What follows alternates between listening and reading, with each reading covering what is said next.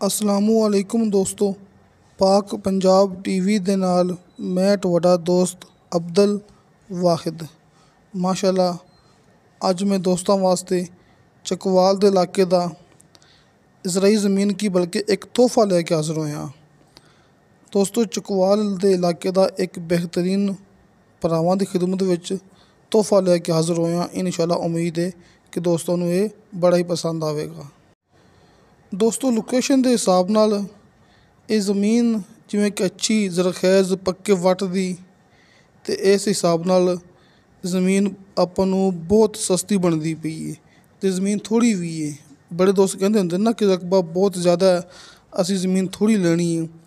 दोस्तों ज़मीन हैगी अपने कोले 74 कनाल, मतलब कि थोड़ी ज़मीन थोड़ी कीमत ते कारपेट रोड डेरा जिहड़ा बहुत वड्डा घर हैगा है वो दोस्तों ने वेख लिया होना है।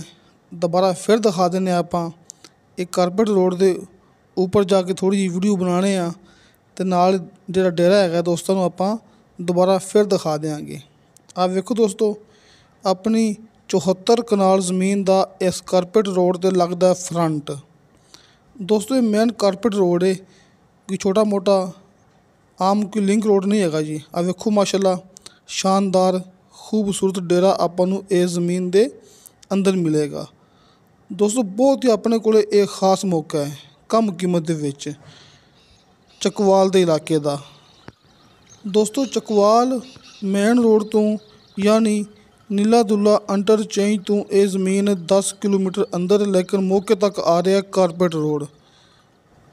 दोस्तों कारपेट रोड जिहड़ा आपां भरावां नूं दिखाया है कि शहर वालों आ रहा है तो शहर वाल जा रहा है, किसी गाँव दे विच नहीं जांदा। रस्ते विच दोस्तों नूं फैक्ट्रियां, पेट्रोल पंप ते कलोनियां दस्तियाब ने इस कारपेट रोड के उपर। ये रोड भरावां दे सामने। दोस्तों इस रोड ते अपनी 74 कनाल ज़मीन का काफ़ी ज़्यादा लगता है फ्रंट ते डेरा भरावां दे सामने आपां नूं इस ज़मीन दे अंदर मिलेगा। बिजली पानी हर चीज़ मौके ते मौजूद। दोस्तों कंप्यूटराइज रिकॉर्डशुदा रजिस्ट्री इंतकालशुदा एक मालक के नाम ते ये ज़मीन हैगी जी। गाँव का नाम नीला। दोस्तों इस 74 कनाल ज़मीन की डिमांड की है मालक ने फी कनाल के हिसाब नाल 2.5 लाख रुपया, मतलब कि 2,50,000 रुपया इनकी डिमांड है फी कनाल के हिसाब नाल। दोस्तों लोकेशन के हिसाब नाल, जगह के हिसाब नाल इनकी डिमांड ज़्यादा नहीं हैगी जी ते फाइनल भी नहीं हैगी जी। इस वास्ते तुसीं भरावां ने राबता लाजमी करना है। सामने दोस्तों नूं डॉक्टर मुनीर इवान साहब का कॉल एंड व्हाट्सअप नंबर मिल जाएगा।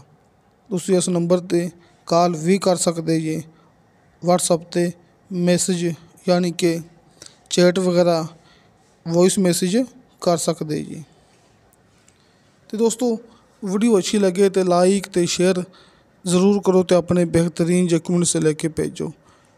इंशाअल्लाह ताला बशर्ते ज़िंदगी बा फज़ले खुदा मिलांगे अगली वीडियो ते। अल्लाह हाफिज़।